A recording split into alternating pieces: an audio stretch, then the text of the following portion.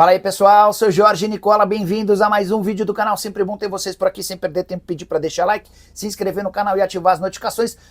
Quero falar agora sobre um zagueiro oferecido ao Vasco, informação exclusiva. Alexis Pérez, zagueiro de 31 anos de idade, colombiano, foi sugerido nos últimos dias ao Vasco, que ficou de analisar as possibilidades para ver se o contrato ou não. Jogador que chegaria de graça depois de 2 temporadas no Al-Ahly dos Emirados Árabes Unidos. Na temporada passada, 41 jogos, 2 gols e 4 assistências. Fui dar uma estudada a respeito do perfil desse atleta e me pareceu bem interessante.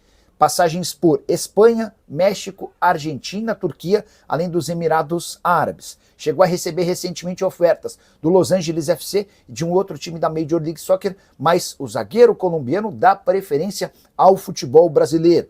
Alexis Pérez, que também foi oferecido ao Internacional, Vasco e Inter devem trazer sua resposta nos próximos dias. O Vasco procura um zagueiro já há algum tempo, alguns nomes foram especulados, como por exemplo Nino e Tolói, Cruz-Maltino no mercado em busca de um defensor. Rafaela Pequet traz a informação de que o AV, atenção vascaínos, anunciou o Ryan no PSG.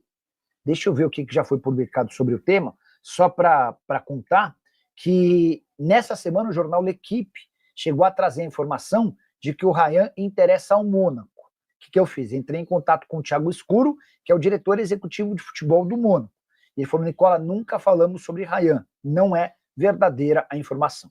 Sobre o Ryan no PSG. O canal Atenção Vascaínos foi buscar informações sobre um possível interesse do Mônaco, da França, no atacante Ryan. O staff de jogadores disse que não houve nenhum contato desse clube. Quem fez consulta foi o PSG. O problema é que o time francês já tem em seu elenco o número máximo de estrangeiros sem passaporte europeu, o que pode impedir a negociação. O Vasco trabalha para manter Ryan até o fim desta temporada. O atacante é cotado para a convocação final da seleção brasileira, que disputará o Mundial Sub-20 em setembro no Chile, tá? Então, só corroborando com a informação que eu havia contado, Mônaco completamente descartado e o PSG com consulta. Acho difícil que o PSG contrate antes de o Ryan conseguir se tornar, sei lá, imprescindível. Acho que a tendência é ele ficar mesmo, e esse é o melhor dos cenários, porque o Ryan tem muito potencial de crescimento. O Diniz vai apostar todas as fichas na evolução do Ryan, e quem ganha é o torcedor vascaíno, tá bom? Bora trazer novidades sobre o Vasco da Gama, que avançou para a contratação do atacante Andrés Gomes, colombiano, 22 anos de idade, que pertence ao Rennes, velho sonho do Vasco. Cruz-Maltino concorria com vários outros clubes, mas, de acordo com a imprensa francesa, a melhor oferta é do Vasco e o Rennes está pronto para aceitar a proposta de empréstimo com obrigação de compra, caso metas sejam batidas, negociação que poderia girar, se incluída a compra, em algo na casa dos 7,5 milhões de euros. O Gomes havia sido comprado na temporada passada pelo Rennes por 10 milhões de euros junto ao Real Salt Lake, mas no futebol francês foram apenas 19 partidas e 3 gols marcados. Para completar o noticiário vascaíno, contar que 2 zagueiros foram sugeridos ao Cruz-Maltino, mas não empolgaram. O zagueiro Gustavo Medina, 24 anos de idade, da Ferroviária, e Domingos Duarte, português de 30 anos, que pertence ao Getafe. Para completar sobre o Cruz-Maltino, só lembrar que no mês de agosto serão 7 partidas e o Vasco tenta se recuperar de um mês de julho sem vitórias, com 2 empates, ou melhor, 4 empates e 2 derrotas. Preciso falar agora sobre o Vasco da Gama, que fechou o retorno de Cauã Barros, volante que pertence ao Cruz-Maltino e estava emprestado ao América Mineiro. Grandes números, ótima performance com a camisa do Clube Mineiro na Série B. No total, 28 partidas desde que ele se mudou para o Coelho, com 5 gols marcados. Uma marca bastante interessante para alguém que atua como segundo volante. Como o empréstimo do Vasco para o América havia sido gratuito, havia lá uma cláusula condicionando o retorno de forma imediata em caso de vontade do Vasco. O Vasco já avisou ao América sobre o retorno do Cauã, que deve ficar à disposição de Fernando Diniz para as próximas rodadas. Cruz-Maltino, que acertou também a saída por empréstimo para o Volta Redonda do zagueiro Lincoln, atleta que fica até o fim da 2ª divisão. Alô, Fernando Diniz. Essa é a proposta do nosso vídeo. É pensar, por que insistir com o João Vitor? Algumas convicções podem fazer com que o Diniz, morrendo abraçado com as mesmas, sucumba. Por quê? Infelizmente, não estão dando resultado. Você vai torcer para dar errado? Claro que não. Você vascaíno, claro que não vai torcer para dar errado. Mas a gente está vendo que não está performando. João Vitor não está performando, Piton não está performando, o Verratti não está performando no modelo de jogo do técnico Fernando Diniz.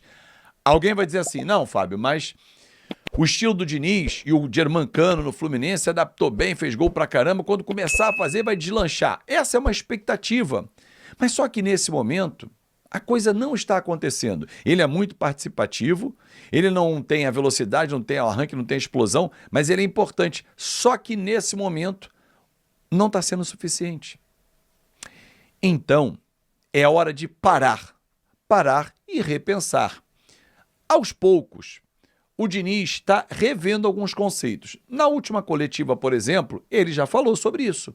Falou, olha, nada impede eu tirar um dia o Verratti, colocar um esquema com mais mobilidade na frente, fazer algumas substituições, porque ele já viu que a coisa não está caminhando. E é uma decepção para nós vascaínos. Por quê? Depois da Copa do Mundo, o que nós esperávamos? A última impressão tinha sido dia 12 de junho, atenção, 12 de junho foi a vitória em cima do São Paulo 3-1. E de lá para cá, 6 jogos, 4 empates e 2 derrotas. Eliminação na Sul-Americana, proximidade com o Z4. A gente pega o Mirassol. Primeira vez que as duas equipes vão se enfrentar. Aliás, é a primeira vez que o Mirassol vai enfrentar um grande do Rio de Janeiro, porque os jogos com Botafogo e Fluminense foram adiados por conta da Copa do Mundo de Clubes e o com o Flamengo é na próxima rodada. Então, o primeiro duelo do Mirassol na sua história. Mas, Azevedo, você está confiante num bom jogo? Como é que foi contra o Inter? Como é que foi contra o São Paulo? Falta o quê? Capricho. E aí, eu entendo que o Diniz precisa dar mais atenção a esse treinamento, que é a finalização, é o requinte. É chegar na cara do gol e o gol não ficar pequeno. Não vou comparar Roberto Dinamite, Edmundo, Romário, Bebeto, os grandes artilheiros que nós vimos, com a camisa do Vasco, Valdir, dentre tantos outros aqui que eu posso citar. Mas assim, torcedor, Alexandro, o gol não pode ficar pequeno. E principalmente você tem que olhar. Olhar de onde você vai tirar o do goleiro. Vou tirar para cá, vou tirar para lá.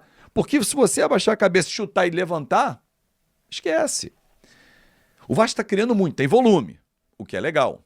E aí, parte desse sucesso da criação da posse de bola, do volume, é claro que tem que ser dado o crédito ao técnico Fernando Diniz, porque o Vasco não criava tanto. Só que está pecando no que não é detalhe. O gol no futebol não é detalhe. E é nesse detalhe que o Vasco está pecando. Porque, em média, o Vasco completa entre 30% e 35% das finalizações no alvo. Chuta a bola. Ah, mas ela passa perto, não é um lance perigoso, mas não contabiliza. Ok. Mas quantas foram muito longe? Um monte. Não pode o Vasco ter quase 90 chutes, né? Ter 30 no alvo, na casinha. Isso não pode. Então, tá na hora de repensar o que vai fazer daqui para frente. O João Vitor merece ser titular? Não. Não. Volta com Maurício Lemos e Lucas Freitas. Tá na hora de botar o garoto aqui no banco. Fica aqui, meu garoto, fica aqui. Ah, mas se eu fizer isso eu vou perder o grupo. Você não perde o grupo, mas está perdendo pontos, Diniz. Com a torcida, no Campeonato Brasileiro. O Vasco está bem lá embaixo. Está muito perto da zona de rebaixamento. É óbvio que o técnico Fernando Diniz e a sua comissão técnica pensam assim, cara, a hora que a bola entrar, pô, meu irmão, vai para cima, o Vasco vai meter muito gol e tal, legal, mas não está acontecendo, então ganhar de 1-0 não é feio. Ah, mas eu quero ganhar 3, 4 logo para dar espetáculo. Amigo, 1-0 hoje, 1-0 amanhã, 1-0 depois de amanhã, vai somando 3 pontinhos, pá, é o que precisa nesse momento. Precisa vencer um jogo. Vencer jogando bem, aí é o melhor dos cenários. Eu não colocaria o João Vitor. O Verratti, eu teria mais mobilidade para ele. Tiraria ele um pouquinho nesse momento. Botaria um ataque mais móvel. Ah, mas o Coutinho não tem condição de começar. Joga um tempo. Aí no segundo tempo entra o Verratti. Faz a trinca na frente, Ryan, David e Nuno. Vai ficar mais móvel. Se você lembrar, no ano passado contra o Bahia, quando o Ryan foi de falso 9, rendeu pra cacete. Aí conversando com um grande amigo vascaíno ontem, ele me falou o seguinte, pô, e quando o GB tiver? Uma provocação. Se o GB tivesse hoje pronto, eu iria com o GB, no lugar do Verratti. Simples, tira um e bota outro. É mais garoto, tem mais técnica, né? Faz uma tabela. Jogos que o Coutinho entrega a bola nele, a bola não volta, ele reclama.